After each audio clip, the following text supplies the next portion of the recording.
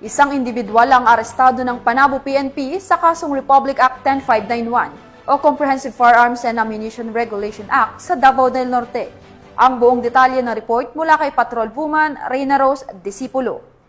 Arestado ng isang individual ng Panabo City Police Station ang suspect na si alias Narciso, 38 anyos, residente ng Purok Marang, Barangay Kaganguhan, Panabo City, Davao del Norte. Isang tawag na natanggap ng Panabo PNP ang may-ari ng Dream Spot KTV Bar tungkol sa isang lalaking nag-wild umano habang may hawak na baril sa kanang kamay. Agad namang rumisponde ang mga nagpapatrolya ng lugar at naaresto ang suspect.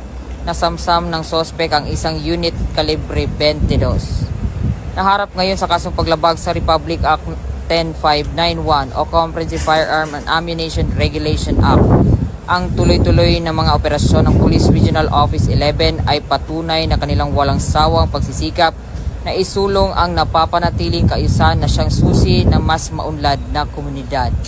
Ito sa Police Regional Office 11, ako ang inyong PNN correspondent, Patrol Woman Reyna Rose Disipulo, alagad ng batas, tagataguyod ng balitang pulis.